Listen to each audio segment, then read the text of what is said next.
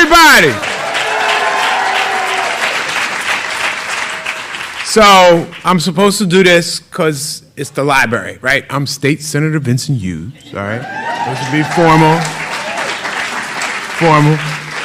It's the library, you gotta be formal, right? You know, I'm State Senator Vincent Hughes. All right, so I am, isn't it cool to be in the library?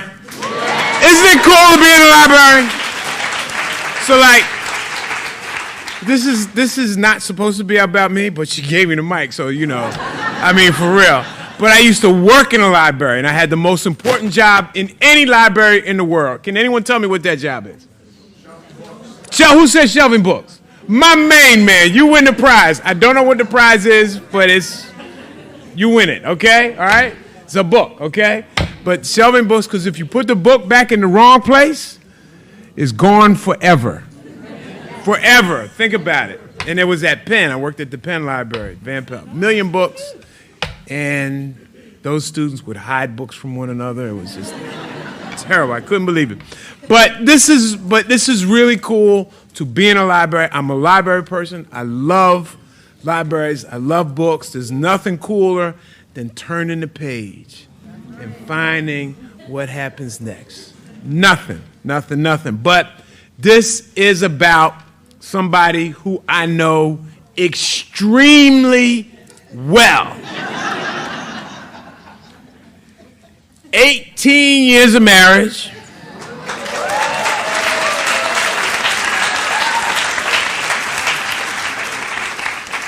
She is still keeping me and not getting rid of me, all right? And the iconic, the Broadway, the Dreamgirls, the production, the TED Talk, there you go, all right? There you go. The TED Talk. What's up, Wendella Fox? I see all my friends walking in here. I'm sorry. I apologize for calling out names, all right? Estelle Richmond, Mary Herdig, all these people, all right? But Marvin Allen, so I'll stop. But it is the significant thing about her career is that when she won the Emmy for this little TV show based on a school in West Philly, I'm just saying, all right? Her message was not about her victory, but it's a message about empowering you and lifting yourselves up and believing in yourselves. And that's who she is. That's what she embodies. That is very authentic. It's very real. All these folks always show up at the house, okay? Sheryl, who are these people showing up at the house? Well, they needed to talk, and I needed to talk to them, you know, all right, okay. But it's like that. It's real. And I think you'll find that out this evening. And I think it's probably why this room is so full on an August evening when, that's why you're here, when just for information purposes, Bryce Harper's already hit a 2-run home run over the Giants, all right? So, not that we're distracted by anything else, right? Okay? But ladies and gentlemen, the wonderful, the fabulous Tracey Matisak, give her a round of applause, please. The voice you love, but the brain you just adore, Tracey Matisak. She's going to be interviewing and talking to Sheryl Lee Ralph this evening, but I just said it. Here she is, my dream girl. My dream girl, Sheryl Lee Ralph.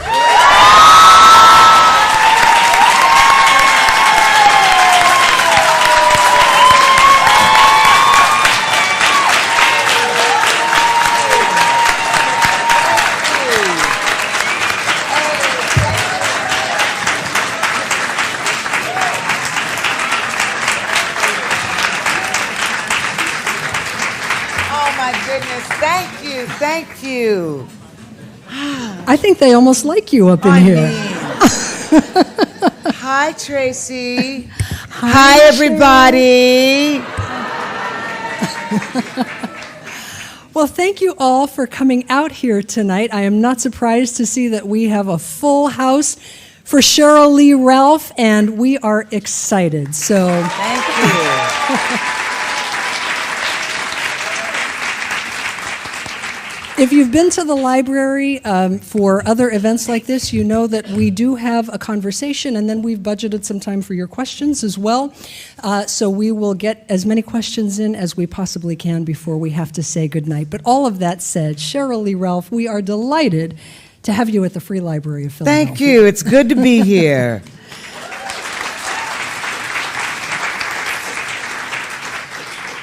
So the book is called Diva 2.0, 12 Life Lessons from Me for You. And I want to get to the book in just a moment. But before we get to the book, we have to talk about the show because we do love us some Abbott Elementary around these parts. And of course, we love Mrs. Howard, and the show has won lots of awards. Obviously, it's been renewed for a third season, a lot of excitement around it, and then the writer's strike. And in fact, backstage, you were dialed into a union meeting listening to the latest. So can you tell us where things stand and when we might see another season of Abbott Elementary? We have absolutely no idea. None, because two things are happening simultaneously. The Writers Guild have been on strike for well over 100 days, and now SAG-AFTRA, we are also on strike. Everybody knows that this has been a hot union summer, and it should be. Yes, thank you. Today was a national day of union solidarity. Raise your hands if you know anybody who's in a union. Oh, yes, I love that. You know, there's one thing that all workers really want and really deserve, and that is to get paid. That it is also that we want good contracts and safe working environments. And we want the contracts that we negotiate to be able to keep up with the times, which is why we are also fighting for the right to our own image. Artificial intelligence is real. And there is no reason that anybody should be able to scan your body, your movements, how you move, put maybe somebody else's face on it, and you get nothing from it. That's not right. So when you hear about actors striking, it's not just actors. You know, we have a union that's made up of actors, dancers, singers, disc jockeys. We've got people in television stations here in Philadelphia that are part of the union. And these are not people making millions of dollars. These are ordinary working people. So when you hear us on strike, it is not to get Tom Cruise more money. Amen. Yeah. Well, and we certainly hope that things get resolved soon because we want to see all of that settled. Yes. We want to see more of the show. And, yes. And just before we move into the book and talking about Abbott Elementary, I think, of course, we love the show because it's hilarious. Yes. But it also forces us to confront some uncomfortable truths about disparities in education, about how teachers are so often asked to do so much with so little, and often for pay that's far below what they're worth. And I wonder if you could talk a little bit about how it is that the show is able to force us to confront these things and make us laugh at the same time. It's interesting and it's hard because I'm not able to talk about the show, but I can tell you about education. This show strikes such a chord because, quite honestly, nobody was talking about teachers until that show. Nobody was talking about education until that show. And there is a bright creative from Philadelphia by the name of Quinta Brunson.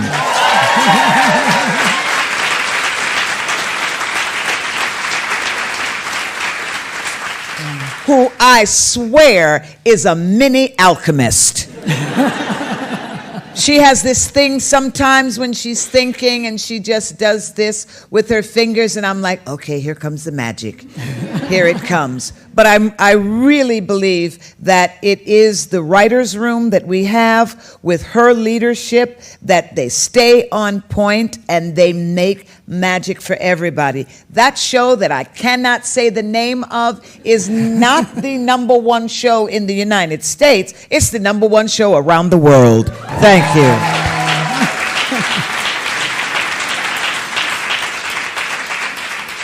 Well, so long before you became Barbara Howard, you were Deena Jones, the original Dreamgirl on Broadway.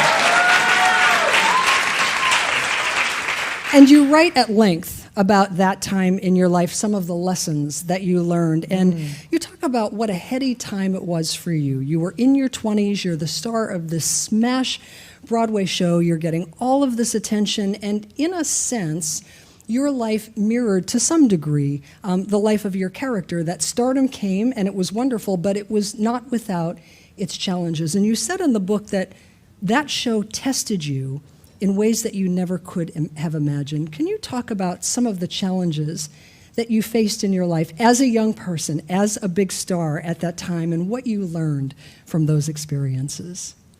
You know, we worked so hard on Dreamgirls. You know, we were all young and all ambitious and really looking forward to making it. And we went through something called the workshop process, very much like a chorus line. They took these young artists, and you were in the room, and they would give you a scenario, and then you would create from that scenario. And we all helped create this show. We signed away our rights for $1 because we didn't know any better.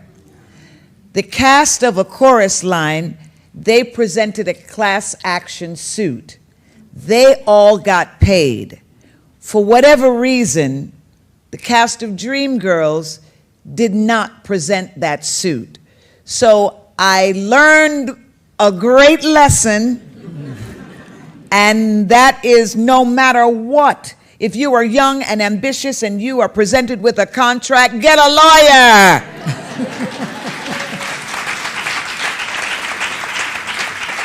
Because you could be like me 40 years later looking back on this incredible show and say, well, damn. Yeah, that was a rough lesson there. Another lesson was fame is, you know, sometimes fame can be really difficult. It can be hard because fame is like an energy. You know, when people love you, it's like a shield. It's like a power. You know, sometimes I feel sorry for Beyonce. I do. I feel sorry for some folks. I attended the Essence Fest this year, and I couldn't walk the floor because we're popular. And then it's like people, and they want to be around you. And, you know, if it's one person or 12, that's one thing. When it gets to be like 200 or 300, it's like such a wall, you know, and then it's like you can't interact the way you used to or the way that you love to. I always loved shopping in the Ross. I loved it. I feel that. I loved it. You know, I loved shopping in TJ Maxx. Okay? I was in TJ Maxx the other day, and this woman was on her phone. Yeah, she in the store.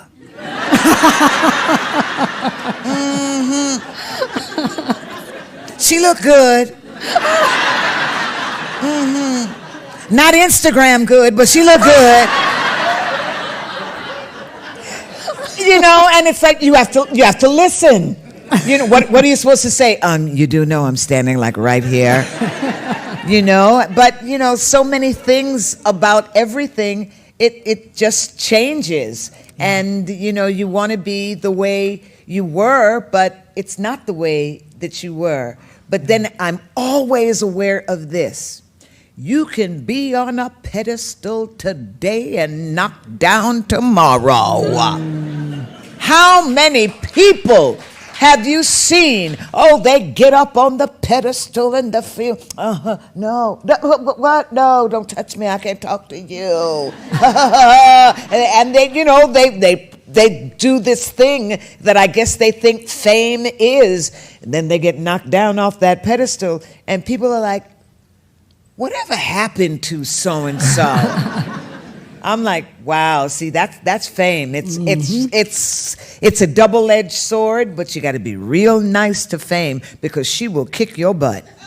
Well, that was one of the lessons, right? That the butt was that you one kick of the on lessons. The way up, right? You better be. My Aunt Virginia, great actress, Virginia Capers, she would always say, be as kind as you can to everybody, because the same, she said, ass, you kick today, you might have to kiss tomorrow. That is. And it's true. The number of PAs, production assistants, that have brought me coffee throughout my career, and now they run big companies. And I'm like, I'm so glad I was nice to you. One more Dreamgirls question before we move on, and that is that I did not know until I read the book that it was originally conceived, this Project Number 9, Yes. as a vehicle for Nell Carter, the late, That's right. great Nell Carter. That's right. To play Effie White. I did Yes. not know that until I read the book. And of course, you write about how she left before the show took off. And it was a while before a replacement was found, which ended up being Jennifer Holliday. That's but one right. of those replacements was Jennifer Lewis, Yes. who was here last summer, for those of you who recall. Can you imagine Jennifer Lewis as Effie Melody White? Oh my gosh. She and I have been friends for, wow, a very long time. She and I met, I think it was after an audition for a musical review called Whoopie. Yeah, we remember didn't that get show. it, but we shared a piece of apple pie at the Howard Johnson's on Broadway, which is probably an emporium or some sort of clothing store now on Broadway, but we sat in the window sharing a piece of apple pie, and we both had a glass of water because we didn't want to spend our money, and talking about how we were going to make it in show business. Yeah. Yeah, isn't that crazy? And here we are. Well, and I was fascinated to read, too, about when Jennifer Holliday came to the show. And you write about the tension that existed, and also about Michael Bennett's role. Michael Bennett, of course, being the late, great director and producer of that, as well as a chorus line. So many people think his name is synonymous with Broadway. But that was a difficult time, and you felt that he was doing some things to stir up some tension, maybe in the hope that that would carry over to the stage. And I wonder if you could talk a little bit about that time, about your relationship with Jennifer, but especially about working with Michael Bennett and what you learned from that challenging experience. Michael Bennett was a creative genius. Michael was going to do anything possible to make the show work. He found a once-in-a-lifetime talent in Jennifer Holliday, and anybody who saw the original Dreamgirls will never forget the end of the first act when she sang, "And I am telling you I'm not going." They will never forget it. But she was not an actress. And what Michael decided in his head, how he was going to get the performance out of her, was to make sure she did not like me. And so it was orchestrated that we would not get along.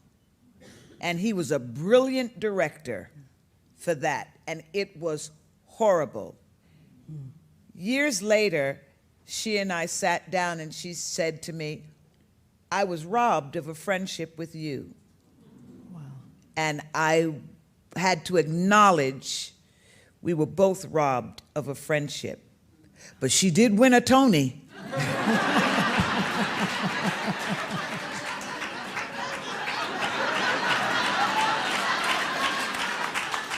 Just saying.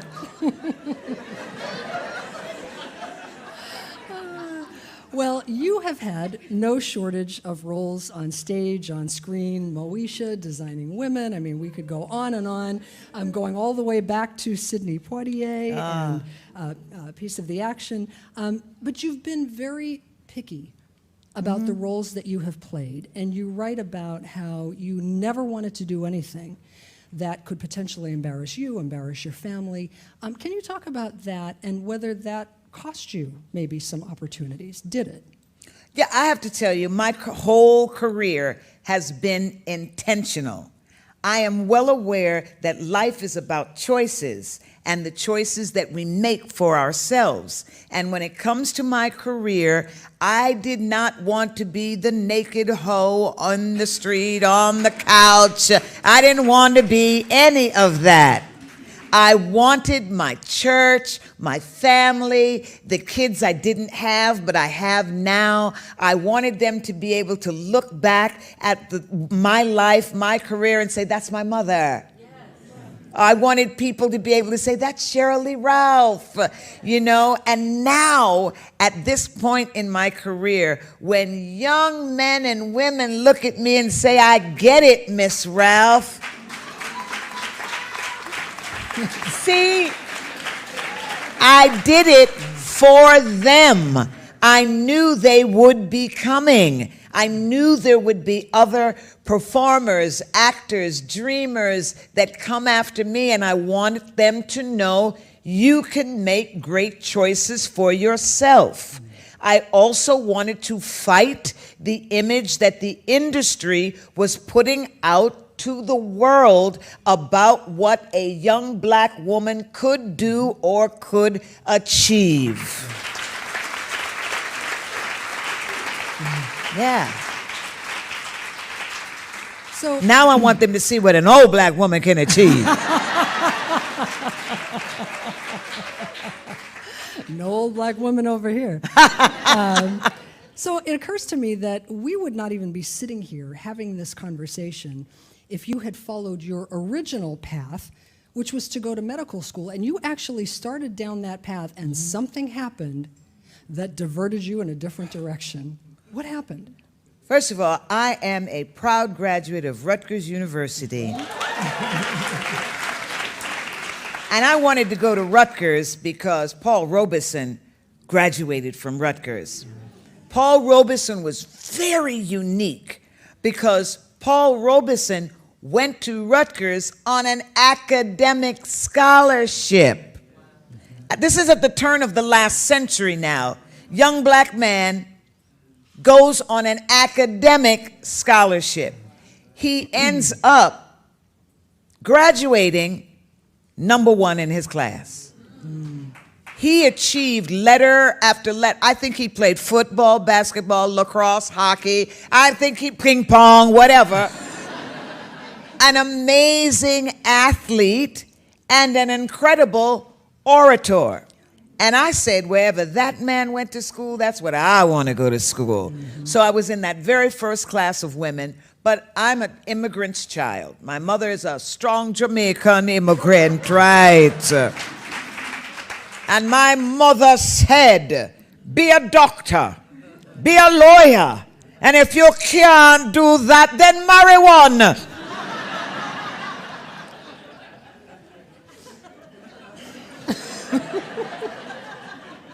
And I go to Rutgers, I'm going to be Dr. Ralph.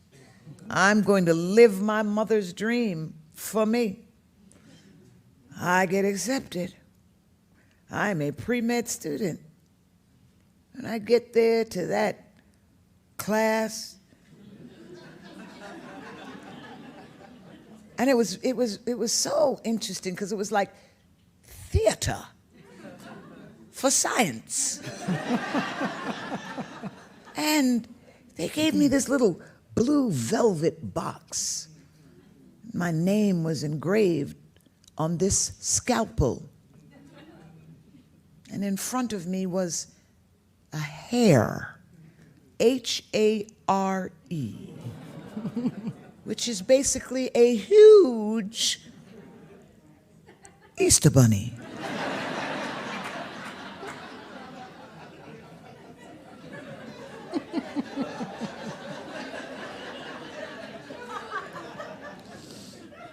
I look at the scalpel, I look at the Easter bunny. I put that doggone thing back in that box so quickly. I walked down those stairs to that professor and I said, my name is Sheryl Lee Ralph, and this is the last time you will see me. I walked out of there and I went to the registrar, and I was back at Rutgers and the whole registrar was all torn down. Anyway, go to the registrar and I'm getting to the first doggone legal class I can get into. Constitutional law.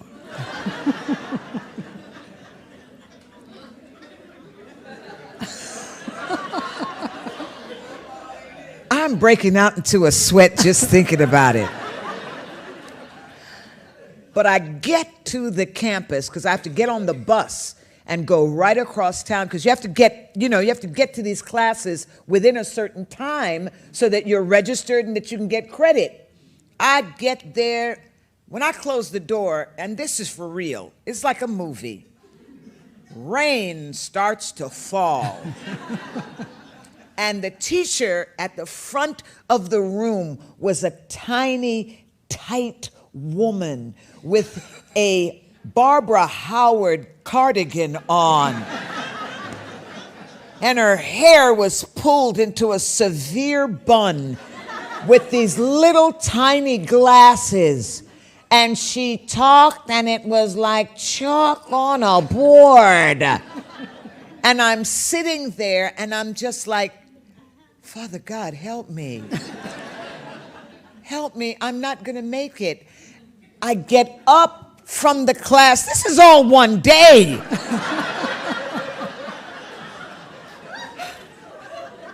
I get up from the class and I exit. And now I'm walking. I'm on the Douglas campus and I'm walking. And I don't know how I'm going to tell my mother that I am not going to be a doctor. I am not going to be a lawyer. And just as I'm about ready to burst into tears, I'm on a dead-end street. And there is a theater on the dead-end street with a sign that says auditions. You can't make this up. And I walk in, and I meet who is going to be my mentor for the next 3 years, Dr. John Bettenbender. And Dr. Bettenbender casts a 16-year-old freshman in the lead of the senior play, which is unheard of. And that started me on my trajectory. Yeah. Rutgers. Yeah. So you mentioned your Jamaican mom, and Yes. I know that you spent summers there growing Yes. up. Can you talk about your time in Jamaica and how it informs the way that you approach the world? Oh my gosh. You know, it's so interesting being from a completely different culture. Jamaica is what I consider my culture. When you would have, do you remember when they used to have those days when you were supposed to come to school as you're representing your culture? Yes. I always had Jamaica. I always had my little bandana skirt and the little white blouses, and you would tie up your head, and the food was always ackee and saltfish.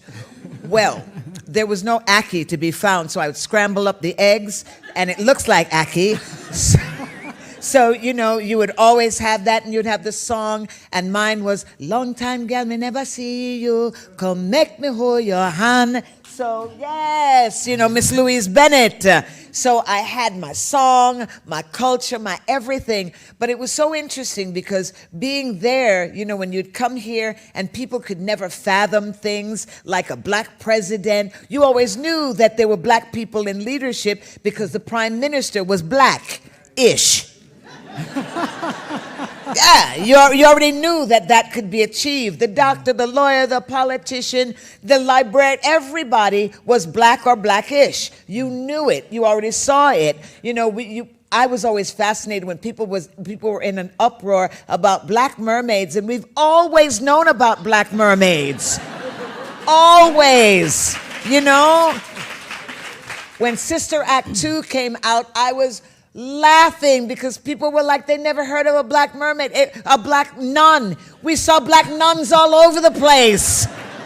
They didn't wear a black habit, though. They wore blue habits, so it was very different. But my world had already been opened up. I already knew what was possible because I'd already seen it. So when people would tell you about what you couldn't do, or don't try for this, or don't try for that, in my little child's brain, I was like, you need to travel more. Yeah. Some folks need to get out more. Yeah. So you have 2 adult children of your own, Etienne and Ivy, Yes. and they are making their way in the world. Tell us a little bit about what they've been up to these days. My children do not live at home, and they do not ask me for money. It's progress. I'm winning. Although I tell you, my son Etienne just got engaged. And yeah, I'm so excited. And I have loved his girlfriend from day one. I was just like, dear God, help my son make a good decision. And he did. But when he opened up the engagement ring, I said, well, it is official. My son is broke. But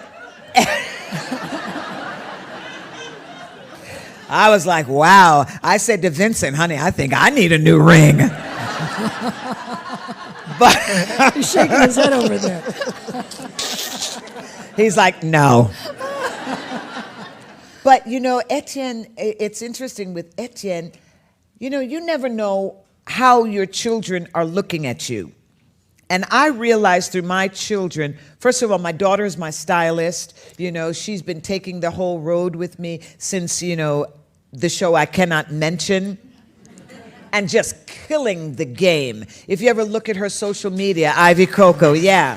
Well, when you sang at the Super Bowl, right? She Oh my styled that God, what outfit. she did with that. Fine. And I'm always thinking to myself, how the heck does she do that? But then she was always in Jamaica in my mother's atelier cutting room, as my mother was manufacturing. She saw that, so somehow that came into her. With my son and the work that I do socially with people and all of that, with my nonprofit Diva, Diva Foundation, I was like, my God, they were watching, they were paying attention. And I always want to tell parents have far more power than they give themselves. You have to really, really look at your children, talk to your children, put the phone down, put the iPads and the tablets down. Talk to your children. Live a life of example because they are watching you. And you are the best thing out there for them.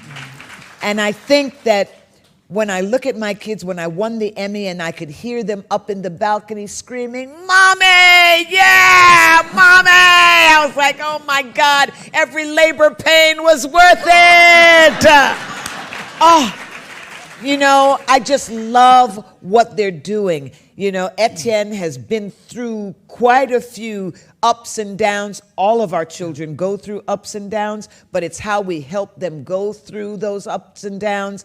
I think that mistakes are not just mistakes, I call them experience, and very often when they would do things, parents would say to me, why are you so calm? I said, what do you want me to do, kill him? No, he's got to stay alive so that he can learn,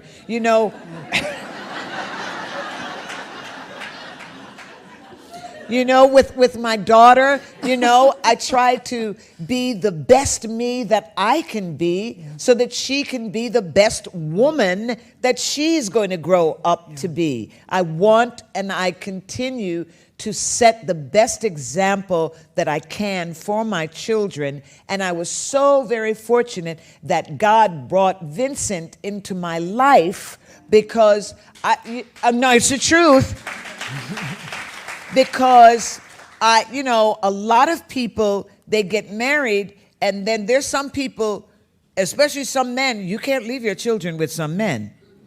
You certainly cannot leave your daughter with some men.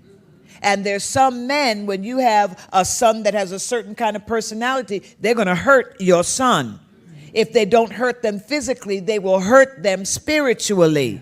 And I was so very blessed to have a man come into my life. Also, I chose him. So that could be around my children and enter my family. And I see my son having made a good choice for himself with the woman who will now join our family. Yes, I'm good. You know, you mentioned with Etienne the ups and downs, and I've heard you talk about this, and you write about it in the book, that he had a really rough time at one point, was in a serious car accident, was mugged and shot multiple times. Yes. It is every parent's worst nightmare, and I Yes. wonder if you could just briefly talk about how you got through that time. Let me tell you something. When Vincent and I were at the house, and I got a call from my daughter, and all she said was, Etienne got shot. It was as if time was just suspended. I literally threw the phone at Vincent because there was nothing I could do with that information. And all of a sudden, I felt something hot on my legs.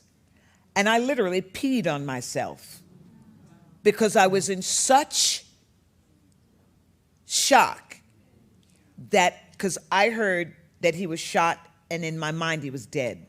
Right. And I just couldn't get it together. I don't know how Vincent helped me get it together, but I remember we were on our way to the hospital, and several things happened at the hospital that just sort of made me crazy, in that, you know, his health card says, you know, Senate of Pennsylvania, you know, state of Pennsylvania. And we had wheeled him out on the curb because it was a Friday night, and they left him there. He went to his friends, because he didn't want to call us, which is always a mistake, children. Call your parents. And when we got to Etienne, he had been shot in his leg. He had been shot twice in his leg, and he had a gash here. And I thought he had been pistol whipped, and come to find out he had missed the kill shot. So it was just so many horrible things. But he was about ready to lose his leg. And Vincent said, I don't know what's going on here, but we're going back to the hospital. We took Etienne back to the hospital right here. And they said, where was he? He should be in the hospital. And Vincent said, he was right here. Wow. And I learned so many things in that time. But the greatest part is, he's alive. Amen.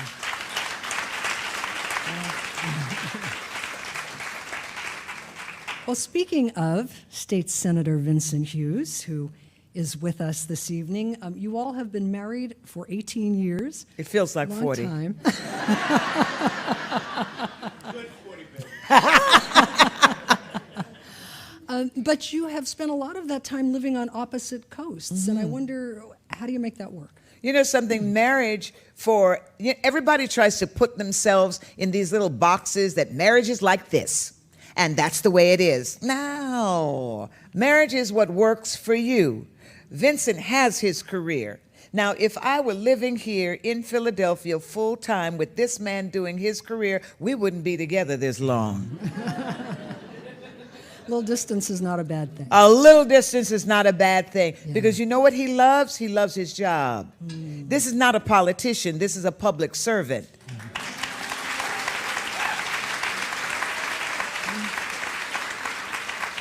And he is always going to do the best for the people that he serves. Now, it would be wonderful if he just stuck to serving his constituents in the 7th Senatorial District. But no, he's got to help everybody all over the city.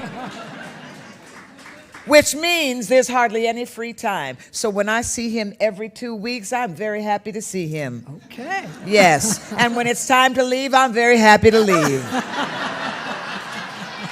It works. It works. For us. Thank you. So,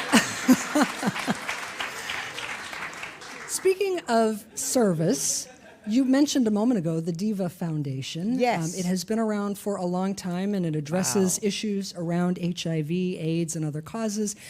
We have come a long way, obviously, in the fight against AIDS, but people are still dying. Can you bring us up to speed and tell us where are we in the fight against HIV? It's very interesting. When I call myself a friend of mine, Tina McElroy-Ansa, great writer. She says, the good little church girl. So I'm in the good little church girl club. Sometimes I go, sometimes I don't. And alarms. Good little church girl. Here I am on Broadway, and it's the best and worst of all times. And the best, of course, was being the belle of the ball on Broadway. The worst was when my friends, talented men and women, started dropping dead of this mysterious disease that had no name. And the way good people, kind people of all kinds of religions, faiths, and belief turned and showed them how much they hated them. Hated them and that gay disease. The awful things people said to other human beings. Little church girl couldn't understand that. So when I said we have to do something, there are friends, there are people. Woo! Folks said, you need to shut up because nobody's going to like you. And I was like, wait a minute. So we can all work together, dance together, sing together, but now they're sick and need our help, but we can't help them? Right. Something's not right about that. And the way people hated on gay people in the 80s, whoa, my God. It makes me sick to think about just 40-some odd years ago, we were almost as bad as we are right now. Seriously. And the way people, the vitriol of hate against other human beings. And I said, you know what? We can do better than this. So in creating the Diva Foundation, divinely inspired, victoriously, alive, audacious, awesome. If it were Sunday, we'd be anointed. I wanted us to be able to have a place to raise awareness and to always hold high the memory of my friends, because anybody that could help you with your wig, weave, weft, and wardrobe problems, they deserve to be remembered. That's a friend. That's a friend. And no matter what it is you think about other people, we are all human beings. And trust me, if you have a good gay friend, you got a good friend, baby. I'm telling you, the kind of love you will get from your good gay friend, my goodness gracious. If you call your good gay friend in the middle of the night and you say, baby, I need a cocktail, they're coming. If you wake up in the morning and you say, baby, I need a pint of blood, they're coming. said, baby, I need a new gown. They whipping it up on the sewing machine. So I always tell people, you need to rethink what you think about gay people, because if you need a good friend, you better get yourself a good gay friend. Yes. So that's part of what we do, is really represent the fact that people are people. And we need to stop putting all these labels on people. I have lived a life where people hated black people. I have lived a life where people hated gay people. I have lived a life where people hated Asian people. I have lived a life where people hated Indians, Native Americans. I have seen this, and the hate has got to stop.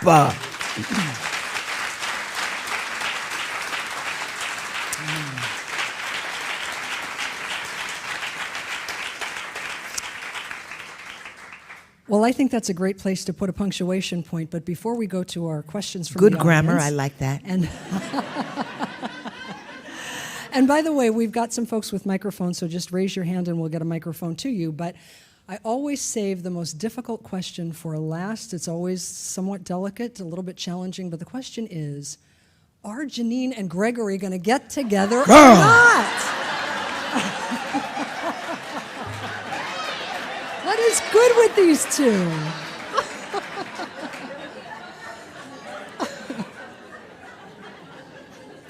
I cannot mention the character's name, but I love her so much. There are some times when I'm working scenes with the character, and it's just like, my God, my heart for this character. It's like, oh, baby girl, my God.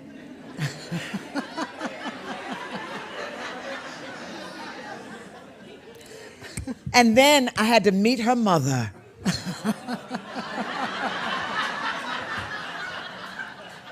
It was like, Jesus, I understand your problems. But when it comes to the male partner of that boy needs some barbecue sauce.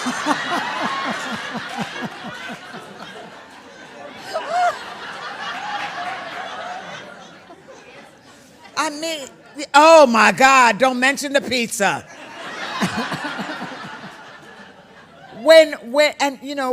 And I can't talk about it, but when you're in a scene and there's boiled chicken and the person is enjoying the boiled chicken, you're like, oh my God, what have they done to you? Something wrong. Oh, it's just so much, but I don't know what's going to happen with them. I have no idea. I don't know. I won't even put my thoughts on it, but some people, maybe they shouldn't be together. We'll just have to tune in for season 3. There you go. All right. Hi. Hi. So my question for you, so I'm going to be a senior and graduating in the spring, so I want to know what High would school, be... college? College. Okay. I want to know, what would be, your advice for, navigating that and choosing, a path to go on, forward, after that? What did you major in? Graphic design with a marketing minor. Oh, I love that. So you're an artist. Yeah. Do you love it? Yeah.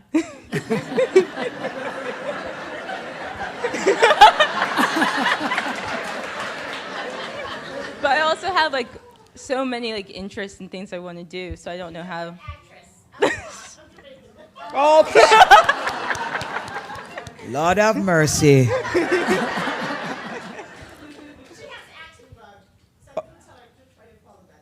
Okay, so you're a graphic art. You see your mother, she'll talk for you. So you're a graphic artist, designer, but you want to act? Yes. Well, then That's act.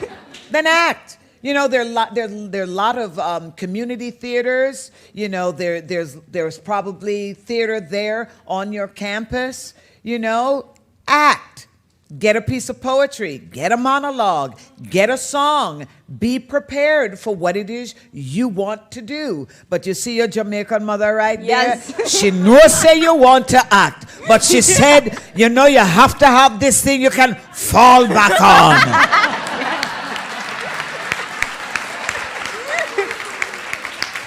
I know, honey. I'm going to tell you what my father told me. You came into this world with your mother, but you will probably leave this world by yourself. So the choices that you make for yourself better be the ones that make you happy. Thank you. Hello, ma'am. How are you? I'm good, thank you, sir. How are you? Wonderful. I'm Good. Tracey. Hello. That's my nephew.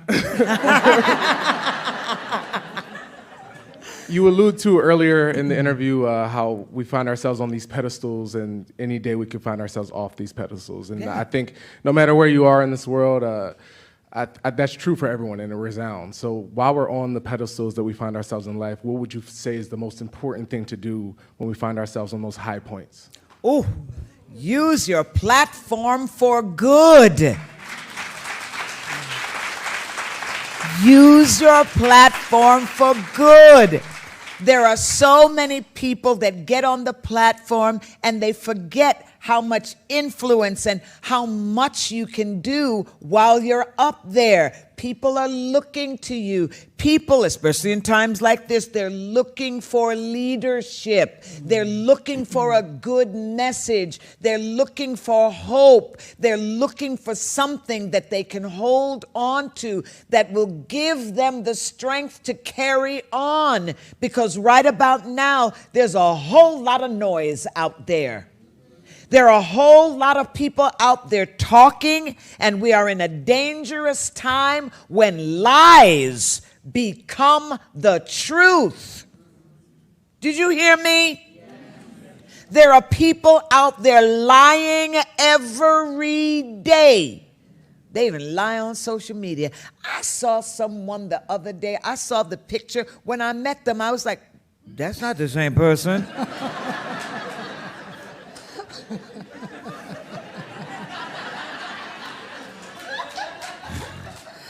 We have got to use our platforms well. And, you know, it's interesting for me now speaking, because I've been speaking like this my whole career. Nothing about me has changed except my mic is unmuted. People can hear me now. But sometimes I realize, shut up, Sheryl. Just shut up. Sometimes, you know, your inner thoughts don't always need to be outer thoughts.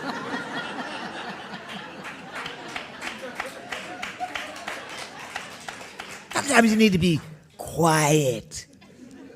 And not everybody needs a mic. Some people need to stand there and just be. But then some people need to use their voice. But whatever, use your platform for good. Hi, Miss Ralph. Hi, darling. Hi. So my question for you is, I also love acting, and that's always been something like I've wanted to do. But I feel like that's always like everybody's like, oh, that's such a hard career. Like, not a lot of people like succeed in that. And like, what's your like tip on how to be able to have that be like your future? I have to tell you this. Do you know how hard it is to become a doctor? Yes. Not everybody can do it. Do you know how hard it is to be a lawyer? Not everybody can do it. Do you know how hard it is to be a good parent? Not everybody can do it. Do you know how hard it is to bake a good loaf of bread? Not everybody can do it. What's your name? Alice? Alice, if you want to act, Alice, act. Audition. Get out there and do it for yourself.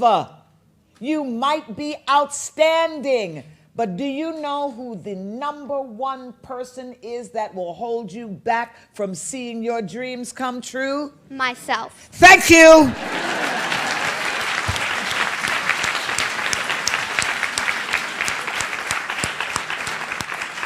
Alice in the wonder of this land. Go do you. Thank you. Can you give this to her? My nieces gave this Okay, to you. 9 and 11. give it to me. Yes, there's always one. Thank you.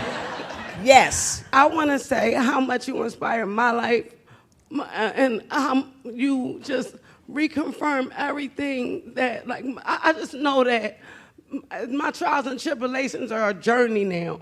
And I really appreciate you and keep doing what you're doing, and I love you. And I've been following you since Sparkle. Don't make me sing.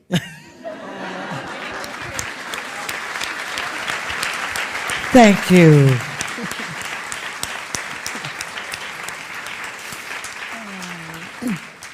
Well, I think that is an absolutely lovely note for us to end on. Ladies and gentlemen, please join me once again in thanking Sheryl Lee Ralph for being with us tonight.